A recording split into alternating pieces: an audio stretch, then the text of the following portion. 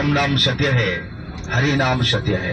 धर्मपा जी चले गए, इसीलिए वो भी 3 अक्षर लेकर चले गए। और बात नहीं, मैं बता रहा हूं, सुनिए।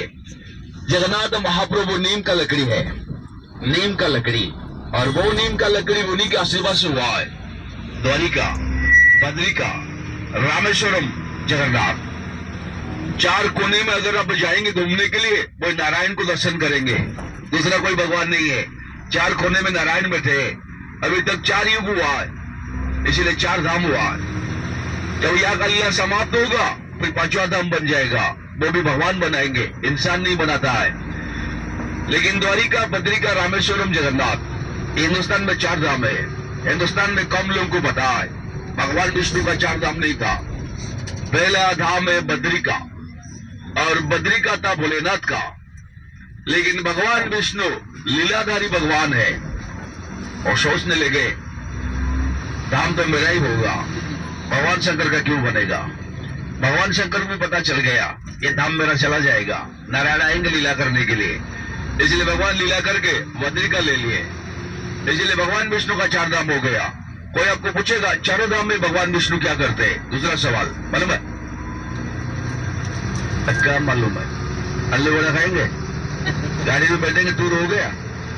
देखिए, एक धाम में भगवान विष्णु स्नान करते हैं, एक धाम में भगवान विष्णु तपस्या करते हैं, एक धाम में भगवान विष्णु शयन करते हैं। और जो भोजन का समय होता है, उनको भूख वाला, उनको ज्यादा भूख लगता है। जो भूख वाला समय हो जाएगा, यहाँ लौटाएंगे, माँ लक्ष्मी है। 56 को माँ लक्ष्मी बनाते हैं, दूसरा कोई नहीं, नामक मात्र दिखाई देता है, इसीलिए भोजन वाला धाम है। लेकिन भगवान श्री कृष्ण नीम का लकड़ी क्यों बन गए, उसका भी छोटा सा रहस्य है। ज्यादा लीला द्वारिका में हुआ है, हर कोने कोने में द्वारिका में भगवान श्री कृष्ण का नाम लिखा गया है। दुर्योधन अहंकारी राजा था, सबको मारने लगा, सबको धमकाने लगा, वो कहने लगा मेरा नाम दुर्योधन है। दुर्योधन को नारायण सेना प्राप्त हुआ। भगवान श्री कृष्ण कहने लगे देखो युवराज दुर्योधन, तुम महाराज नहीं हो, तुम युवराज हो, तुम्हारा पिता का प्रेम से अंत होने वाला है ये साम्राज्य, तुम्हारा पिता का वजह से साम्राज्य अंत होगा, तुमको नारायण सेना प्राप्त हो चुका है। जिसको नारायण सेना प्राप्त होता है वो युद्ध में परास्त नहीं होता है, ये मुझे पता है, सेना भी मेरा है, नारायण सेना। ये युद्ध मत करो, 5 गांव पांडव को दे दो। उसका नाम तो दुर्योधन है। वो कहने लगा प्रभु मेरे पास तो विशाल सेना है, बड़ा बड़ा योद्धा है, पांडव के पास तो कुछ नहीं है, मैं ऐसे ही मार गिराऊंगा, इसलिए मैं युद्ध करूंगा, एक ही गांव नहीं दूंगा। भगवान कहने लगे तथास्तु।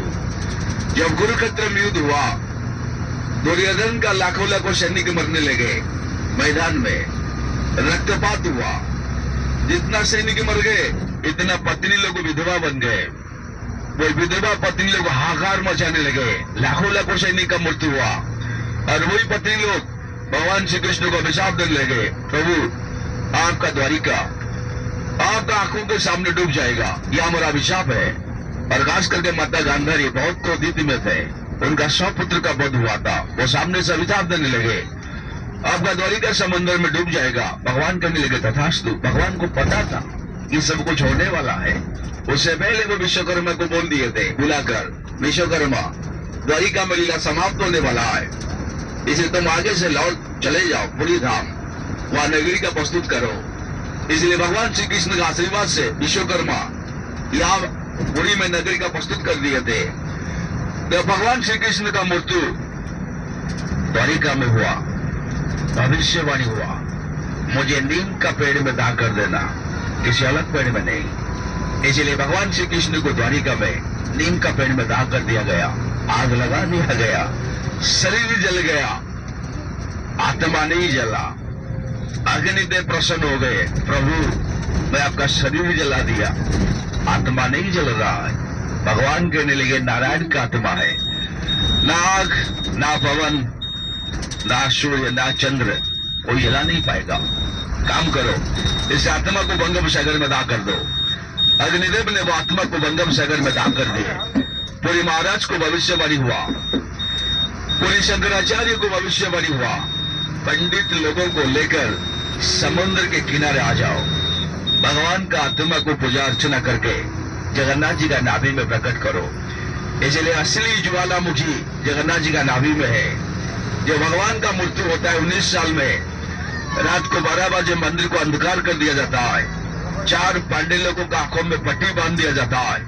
वो अंधकार में जाएंगे, नाभि से घट को निकालेंगे, दूसरा घट में परिवर्तन करेंगे और वही पांडे लोगों का मृत्यु 5 साल में हो जाएगा। इसीलिए जगतनाथ जगन्नाथ ये नीम का लकड़ी है। चले हाथ जोड़ लीजिए, गौरवरी का नाम लेंगे और एक गोल्डन ट्रायंगल टूर सफर को आगे बढ़ाएंगे।